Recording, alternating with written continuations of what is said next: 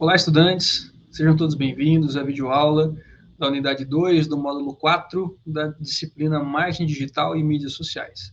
Eu sou o professor Felipe Quevedo e sou o professor responsável por essa disciplina.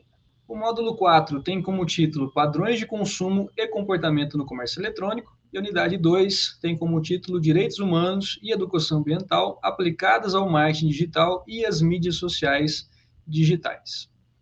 O objetivo de aprendizagem desse módulo é identificar os novos padrões de consumo e comportamento no comércio eletrônico.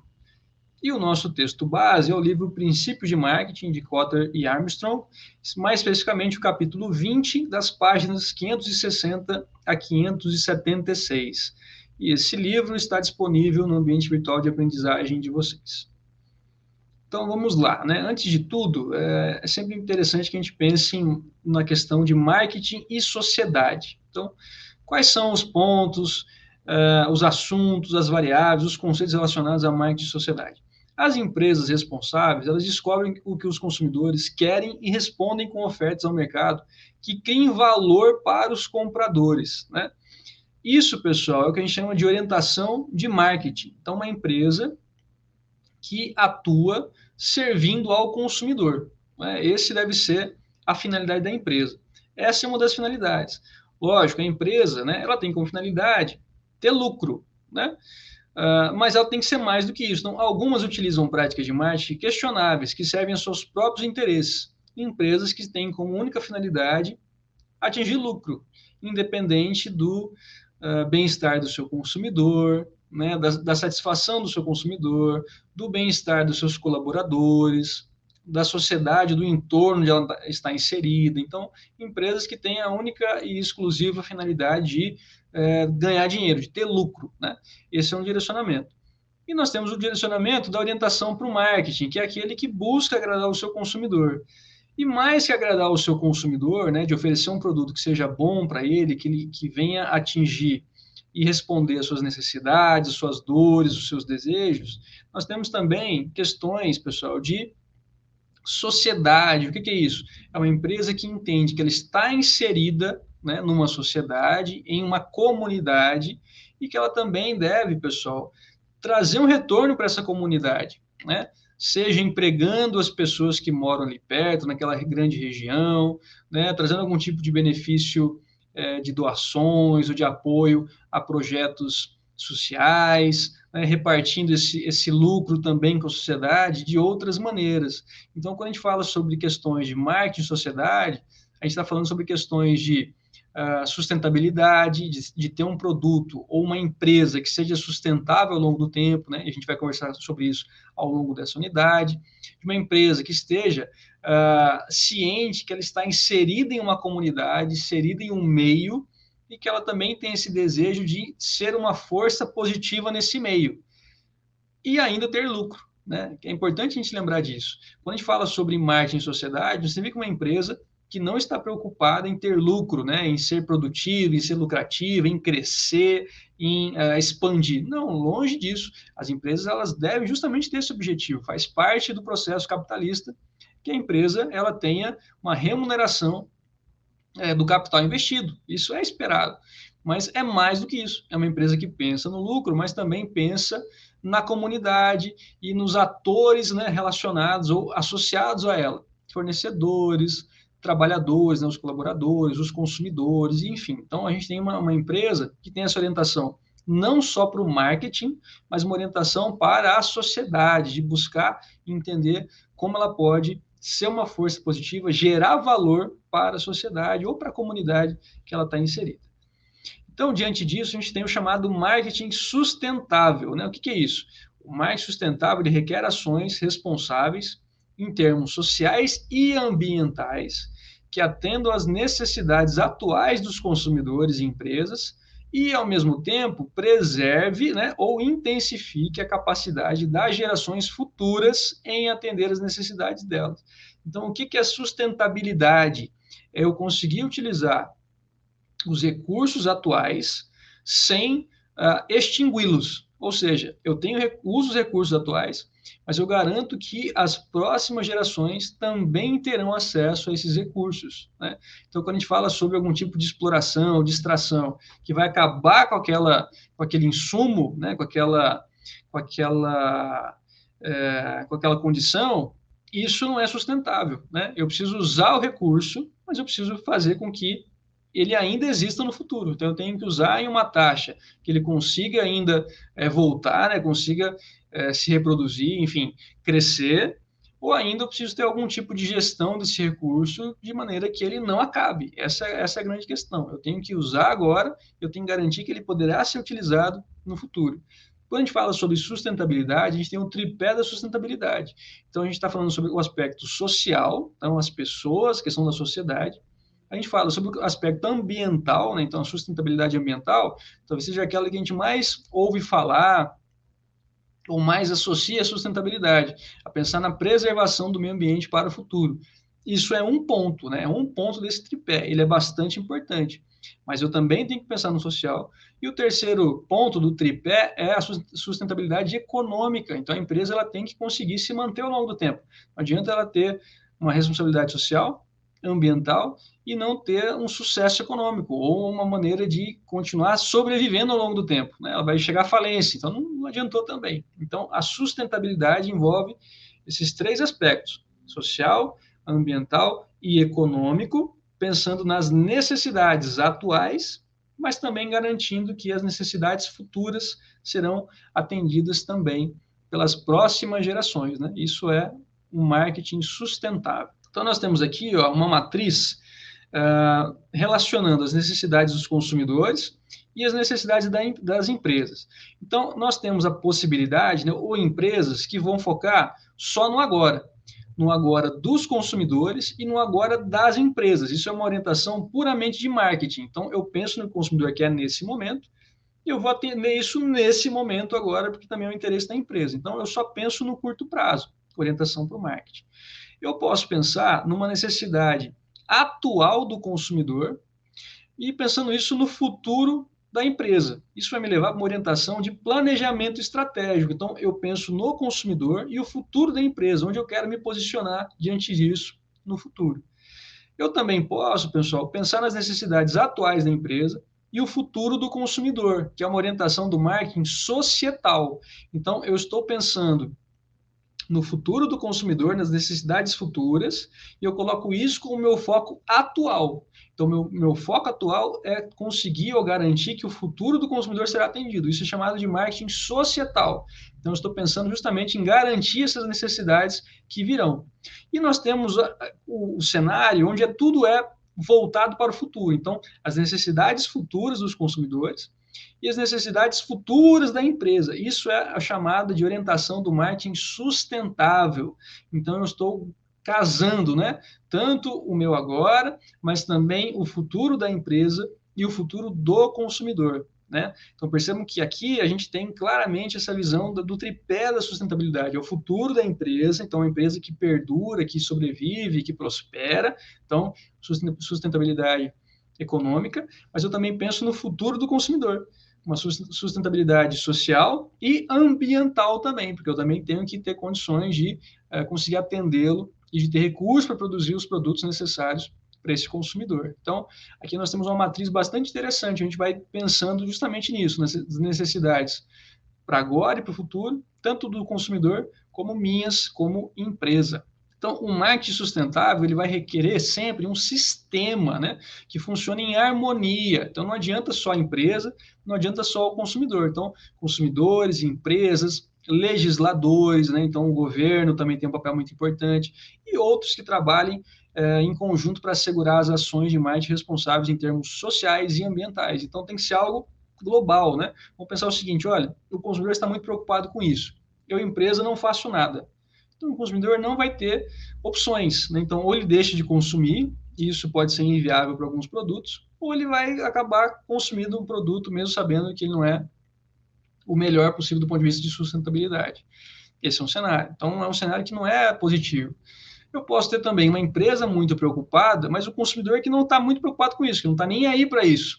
também é um cenário negativo, que não vai gerar um caminho sustentável, porque a empresa vai gerar uma oferta que provavelmente não vai ter demanda, né? E essa empresa vai acabar, em algum momento, ainda falência, porque ela oferece um produto que não tem demanda. Então, eu preciso que haja um casamento entre o consumidor e empresa nessas questões de sustentabilidade. Então, a sociedade como um todo deve caminhar para essa direção. E aqui é interessante a gente observar que não é só a empresa e consumidor, mas também o governo, também os órgãos reguladores, né, que vão criar as regras, criar as leis, criar incentivos, né, para que esse caminho também possa ser mais perseguido pela sociedade. A gente tem algumas críticas sociais ao marketing, né? Então, quando a gente fala sobre marketing sustentável, marketing e sociedade, marketing societal, é uma visão do marketing justamente que se preocupa com a comunidade que ele está inserido.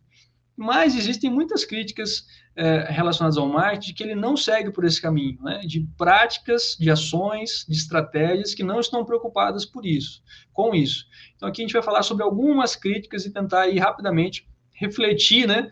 Como o marketing ele pode se colocar nessas questões de responsabilidade social, questões humanitárias e questões ambientais, né? Então, primeiro de tudo, a gente tem algumas críticas mais específicas do marketing, pensando na relação que ele tem com os consumidores individuais, ou com os consumidores finais, as pessoas físicas que compram os produtos. Então, nós temos a questão dos preços altos, práticas desonestas, vendas com muita pressão, produtos de baixa qualidade ou prejudiciais para o consumidor, obsolescência planejada e oferta de serviços de baixa qualidade. Então, nós temos essas 6 principais críticas que a gente vai agora rapidamente detalhar. Então, quando a gente fala de preços altos, né, o que a gente está falando aqui? O que as críticas se referem? A altos custos de distribuição que podem ocorrer, né? Então, se eu tenho um alto custo de distribuição, né, um processo de logística mal direcionado, mal dimensionado, né, com custos excessivos, e que eu simplesmente vou repassando isso para o consumidor, né? Então, isso vai fazer com que o meu preço final ele aumente. Então, se eu tenho uma má gestão do ponto de vista logístico, ou não tenho preocupação com essa questão da sustentabilidade do uso dos espaços, uso de combustível e tudo mais, eu simplesmente gasto isso, eu como empresário, eu não vou assumir esse custo. Eu vou passar isso para o consumidor para que eu mantenha o meu lucro desejado. Então, isso faz com que o preço eleve também. Nós temos também uma crítica aos altos custos com propaganda. Então, tem empresas que gastam aí, às vezes, valores milionários em campanhas publicitárias, seja na contratação de agências para criar a comunicação, para criar as peças, contratação de influencers, celebridades, depois gastos com vinculação dessa comunicação, seja TV, posts patrocinados, e assim vai, né? Essa divulgação nas diferentes mídias que podem ser contratadas. Então, às vezes, somando tudo isso, nós temos gastos milionários. Novamente, o gasto ele vai ser incorporado no preço final para o consumidor, que a empresa precisa ter, né? E vai buscar sempre ter o seu lucro desejado. Então, vamos imaginar num mundo, né, ideal, né? Não sei se ideal, mas num mundo aqui onde eu não tivesse esse gasto, eu poderia ter um preço mais baixo também. Então, é uma crítica. Ao mesmo tempo, a gente sabe que para o consumidor a informação também é relevante, também é importante. Então, não é uma questão de comunicar ou não, né, ter esse gasto ou não, mas ter um bom senso justamente na dimensionalidade, na hora de dimensionar esse gasto, de saber o quanto eu vou gastar com isso, né? E saber que isso depois vai ser passado para o consumidor. E uma última crítica é o markup excessivo, né? O markup está relacionado com o cálculo do meu lucro desejado. Então, quantos por cento do meu custo eu quero ter de lucro, né? Esse é o markup. Algumas empresas têm aí lucros que podem ser considerados excessivos, poderia ter um lucro menor e ainda ser um bom lucro para ela. Então, aqui algumas críticas relacionadas ao preço que os consumidores pagam pelos produtos. Nós temos também aqui questões de práticas desonestas, né? Algumas práticas realizadas pelas empresas, não fazer o consumidor acreditar que vai obter maior valor do que de fato recebe. Então, questões aqui relacionadas com propaganda enganosa, ou de alguma forma, mesmo que não seja enganosa, que leva ao entendimento que não é 100% verdadeiro, então isso pode acontecer. Questões de promoção, de embalagem, né? Seja embalagem com tamanho que engana, ou embalagem maior do que precisaria ser, ou com informações que são difíceis de entender, informações que não são falsas, mas que levam ao entendimento errado, informações dúbias, né? Determinação do preço também enganosa, onde eu tenho uma promoção, mas essa promoção tem aí letras miúdas, não é todo mundo que tem direito, ou são condições muito específicas. Então aqui, pessoal, são questões aí de realmente práticas desonestas que não tem aqui muito que discutir. São coisas que devem ser realmente criticadas, porque levam ao mau entendimento do consumidor e podem conduzir para uma compra errada para o consumidor, né? Uma compra que não vai agradá-lo, que não vai satisfazê-lo, né? Que é aquela ideia de ter um foco só naquela venda e não pensar num relacionamento maior ou de longo prazo. Terceira crítica aqui, pessoal, tem a ver com a venda com muita pressão, né? Então, o produto vendido versus o produto comprado, né? Então, o que é isso? Eu tenho a impressão, né, muitas vezes, de que o consumidor, ele não é ele que está comprando, ele está, na verdade, alguém está vendendo para ele aquilo. Então, qual a diferença? É a mesma coisa, eu comprei ou foi vendido para mim? Se eu comprei, é porque eu queria comprar, eu fui atrás, eu perguntei para o vendedor, eu busquei informações. Se foi vendido para mim, talvez eu nem quisesse de fato comprar aquilo. Pode ter sido algo por pressão, algo que eu não entendi direito, algo que por algum motivo eu comprei, mesmo sem querer ter comprado, entendeu? Então há essas questões a se considerar, né? Nós temos que fazer todo um trabalho para que o consumidor ele se sinta confortável a efetuar a compra, mas nunca forçar ninguém a nenhum tipo de comportamento, porque tem, claro, a questão ética aí é o mais importante, mas mesmo do ponto de vista de negócio, se eu faço o consumidor comprar algo que ele não quer comprar, no longo prazo isso não tem como dar certo. O consumidor vai ficar insatisfeito, ele vai falar mal da minha marca, ele vai fazer propaganda reversa, né, falar mal de mim para os outros. Então, no longo prazo, isso não vai dar certo. Então, não tem por que seguir por isso. Né? Alinhado isso, as questões de técnicas de persuasão e os ganhos de curto prazo, né? A empresa que está pensando só no hoje. Né? Não adianta a gente ter sucesso hoje e não sobreviver amanhã. Né? A empresa ela tem que ser sustentável economicamente também. Isso é um aprendizado que ele é fundamental. Não adianta só eu ter sucesso hoje, eu preciso garantir que eu terei sucesso no futuro também.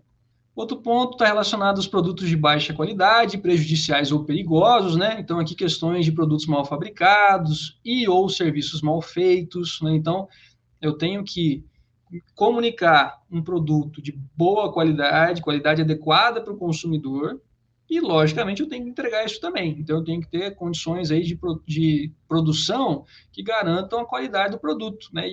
E um produto que seja seguro para o consumo, que não vai quebrar, que não vai gerar prejuízo, que não vai trazer algum tipo de malefício, até machucado, algo, enfim, algo que venha aí prejudicar o consumidor. Então, além disso, produtos com pouco ou nenhum benefício, né? Então, para que serve isso aqui? Para nada, né? Comprei porque comprei, mas não sei bem para que serve. Então, é um ponto também. E aí a gente sempre tem que pensar o seguinte: a culpa é de quem? É da empresa ou do consumidor? Né? Muitas vezes vai ser uma culpa compartilhada, né? Então, às vezes o consumidor pode ser enganado e às vezes o consumidor, na verdade, ele quis comprar porque ele quis. Isso pode acontecer também, né? Então, o que eu, como empresa, eu tenho que fazer, pensando do ponto de vista ético e de segurança e de sustentabilidade? Eu tenho que pensar e primar por um produto que seja bem fabricado, que tenha uma estrutura sólida, condizente, lógico, com o preço, né? Eu tenho que pensar nisso também, né? Você tem custo-benefício. Às vezes o produto é um pouco mais barato, e ele também vai ter uma qualidade técnica inferior, mas ele tem que ser condizente com aquilo que eu estou prometendo. E, independente da qualidade técnica, maior ou menor, tem que ser seguro para o consumo, tem que ser algo que não vai trazer prejuízo físico ou algum tipo de dano à saúde do meu consumidor. Outro ponto que está relacionado à obsolescência planejada, né? Então, o que é isso? É um produto que se torna obsoleto antes que haja uma real necessidade de substituição. Então, é um produto que ele deixa de funcionar um pouco antes do que precisaria, vamos dizer assim. Então, eu posso fazer isso, né, como empresário, com componentes que vão estragar mais rápido, né? Eu posso ter questões aí de substituição em série, né? E outros pontos que vão fazer com que o consumidor ele tenha que trocar o produto antes, né? A gente teve até um caso famoso de uma marca de celular que parece que foi comprovado de que na atualização do software de celulares mais antigos, essa atualização prejudicava o aparelho mais antigo, fazendo com que o consumidor ele entendesse que não estava funcionando direito, que estava ruim, e aí eu precisava trocar. Então, aqui já é um ponto aí mais mais séria, vamos dizer assim, de obsolescência planejada. Então, é quando eu tenho um produto que ele é feito para não durar. Resumidamente é isso. E aí há de se pensar, né, se o consumidor de fato ele quer um produto mais resistente. Em alguns casos sim, em outros casos não. O consumidor realmente ele quer comprar, por exemplo, um celular, tem consumidores que são assim, que é para trocar de 1 em 1 ano, ou de 2 em 2 anos. Ele não quer que seja muito resistente, porque ele quer trocar em pouco tempo. Mas aí são casos e casos, e aí cabe à empresa entender em que mercado que ela está inserida, qual o contexto que ela está inserida. Outro ponto aqui está relacionado com serviços de baixa qualidade para consumidores menos favorecidos, né? Então, pode acontecer de caso onde tem uma oferta de produtos ou serviços de baixa qualidade específica para consumidores de menor renda, né? E geralmente está atrelado com um não desejo da empresa de atender aquele público. A empresa não quer atender, ela oferece um produto de baixa qualidade, que é para o consumidor já desistir mesmo. Então, isso também é um ponto que é altamente criticado e que tem alguns casos que foram comprovados, né? A gente sabe que, na verdade, todas as pessoas são público potencial para as empresas, né? Então, se eu tenho maior ou menor renda, isso não me tira o desejo de consumir, as condições para consumir. Então, claro, né? Se eu tenho menor poder aquisitivo, eu tenho menos condições de comprar mais coisas, né? Determinadas marcas, determinados produtos, mas eu ainda vou consumir, e ainda é um mercado a ser atendido, que também pode ser lucrativo para as marcas, né? Se a minha margem de lucro é menor, porque o meu preço tem que ser mais baixo, porque é um público de baixa renda, eu ainda posso ter um alto lucro se eu tiver uma alta produção, uma alta quantidade de venda, então eu ganho aí no volume de vendas, por exemplo. Então ainda pode ser um mercado lucrativo, mesmo com público de menor poder aquisitivo. Além do impacto do marketing para o público final, também há críticas ao marketing sobre a sociedade como um todo. Então, nós temos aqui três principais críticas: excesso de materialismo, carência dos bens sociais e também uma abundância de poluição cultural. Então, pensando aqui no excesso de materialismo, né, isso está sempre relacionado com os possíveis falsos desejos. Então, o marketing ele incita um desejo pela posse dos bens materiais. Então, a necessidade ela é criada pela marca ou ela é sentida pelo consumidor, né? Então, esse é um ponto a se debater, né? A necessidade ela nasce onde? No consumidor ou na marca que induz isso? E aí nós temos toda uma crítica relacionada à sociedade da posse, né? do ter mais do que o ser, né? Então eu tenho ou eu sou, né? Eu sou alguém ou eu tenho um conjunto de produtos. Então é uma questão de materialismo muito forte e é uma coisa que realmente vale a reflexão, sem dúvida nenhuma, porque a gente caminha muitas vezes para um lado de materialismo puro da compra pela compra, né? Então o marketing cria ou atende necessidades, né? Teoricamente ele deveria atender. A gente sabe que algumas vezes ele cria também essa necessidade. Essa criação ela pode ser ruim, eventualmente ela pode ser boa para um produto que faça bem, que seja benéfico, né? Ou que pelo menos não seja maléfico para o consumidor. Mas é também um ponto a se refletir sobre o marketing e os seus efeitos na sociedade como um todo. A carência de bens sociais está relacionada com a venda excessiva de bens privados à custa dos bens públicos. Então, por exemplo, né, o que é um bem privado? Um carro. Né? Então, eu compro um carro para me locomover pela cidade, ao invés de usar o bem público, né, que pode ser o transporte público, seja ônibus, trem, metrô, enfim, aquilo que estiver disponível na sua cidade. Então, se eu tenho uma venda excessiva dos bens privados, então muita gente comprando carro, isso vai pesar no sistema de transporte da cidade, fazendo, por exemplo, que aconteça engarrafamento, o que vai atrasar ou dificultar o bem público, o transporte público. Então, isso pode acontecer, né? Essa primazia, esse maior incidência do bem privado, ele pode atrapalhar o bom funcionamento do bem público. Além de que o bem privado, ele vai exigir mais do serviço público, né? Vamos pensar aqui nesse exemplo do transporte, se eu tenho muito carro, isso vai atrapalhar o trânsito, vai gerar atraso, isso vai exigir com que eu tenha isso vai causar mais estragos nas vias que vão ter que ser consertado. Então, eu tenho uma série de pontos que podem ser prejudicados por um excesso aí dos bens privados, né? O que vai gerar os custos sociais, né? Alguém tem que pagar essa conta, geralmente é a sociedade como um todo que paga. Então, é outro ponto a se considerar. E nós temos também a chamada poluição cultural, né? Então, o que os nossos sentidos constantemente são bombardeados por estímulos de marketing. Então, propagandas excessivas a todo momento, no sentido de que em algumas cidades os outdoors são proibidos. Não pode ter outdoor de propaganda. Por quê? Porque é poluição visual. Já tem tanta coisa impactando o consumidor que isso foi proibido. Em outras cidades isso ainda é permitido. Mas vem disso, de uma poluição cultural, de um excesso de influência, de um excesso de estímulos que nós vivemos todos os dias em função dessa disputa pela atenção do consumidor.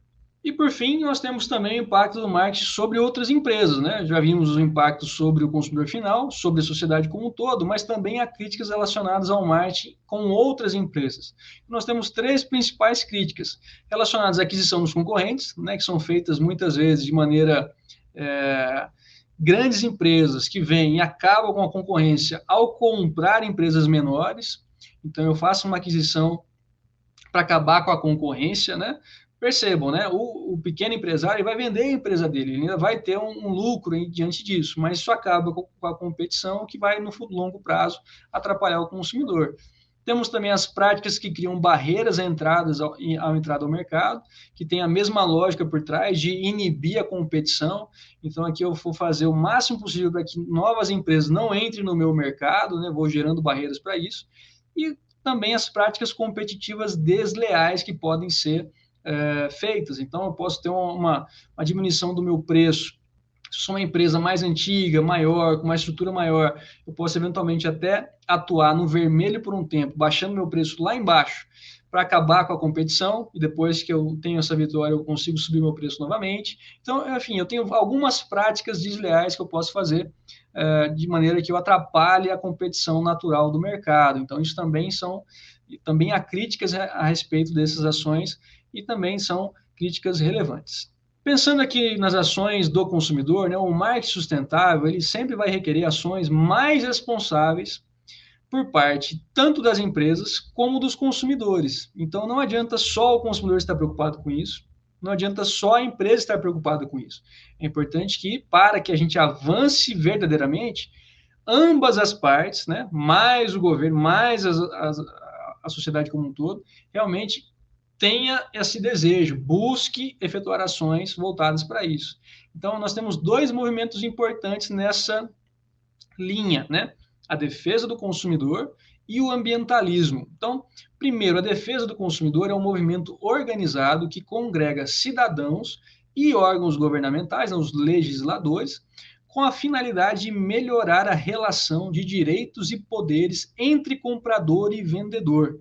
Então, em qualquer relação de troca, existe um comprador e vendedor, ambos têm direitos e ambos têm obrigações, né? Então, nós temos direitos dos vendedores, direitos dos compradores, e também obrigações de ambas as partes. O objetivo desse movimento é tentar igualar a força entre esses dois entes, de maneira que os consumidores tenham direitos no mesmo nível que também os vendedores, que são grandes empresas muitas vezes, também tenham. Então, quais são os direitos dos vendedores?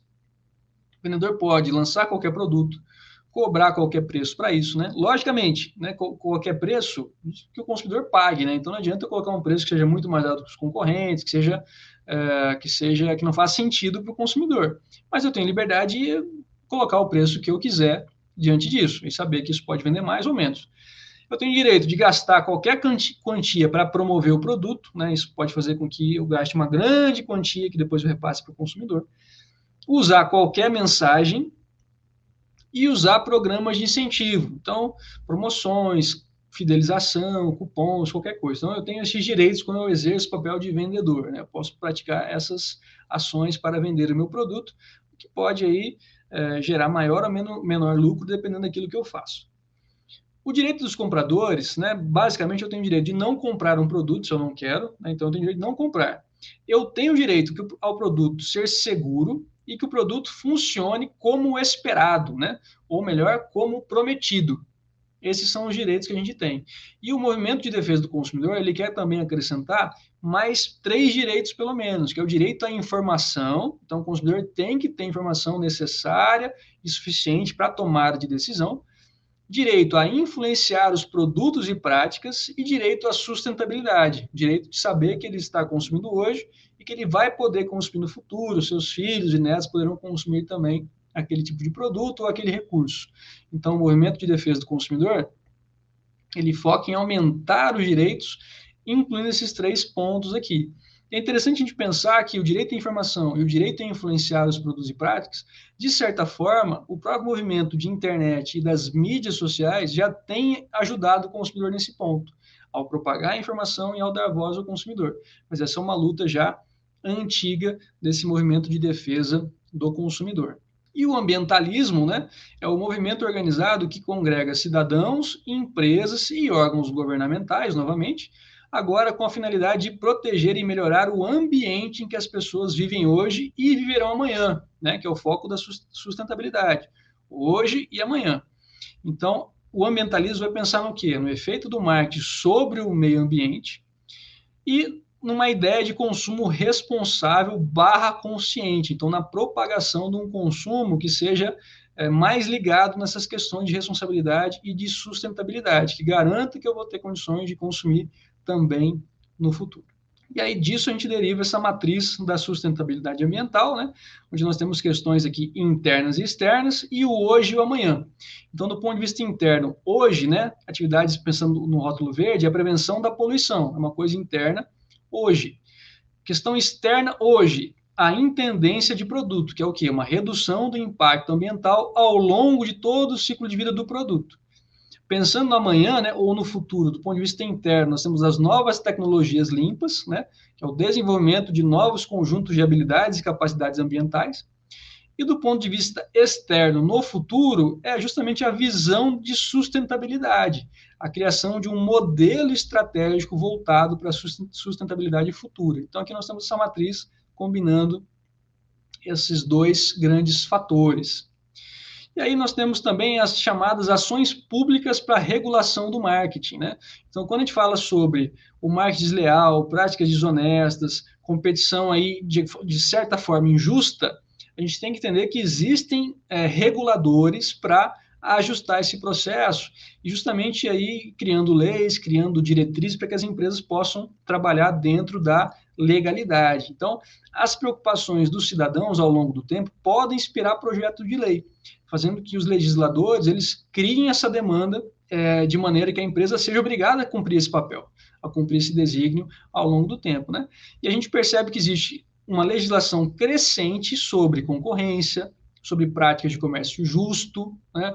Sobre proteção ambiental também, segurança do produto, propaganda, privacidade do consumidor, que a gente tem discutido muito hoje, a questão da privacidade dos nossos dados, rotulagem e etc. Então, a gente percebe que conforme a sociedade vai evoluindo e as demandas vão surgindo, na mesma medida, a legislação ela vem acompanhando isso, né? E cada momento ela parece que ela se debruça sobre um assunto, mas ela vai regulando o mercado para que ele funcione de uma maneira mais ajustada às necessidades do consumidor e do mercado como um todo. Então, aqui nós temos as principais referências. Espero que o conteúdo tenha ficado claro para vocês e desejo a todos um bom estudo.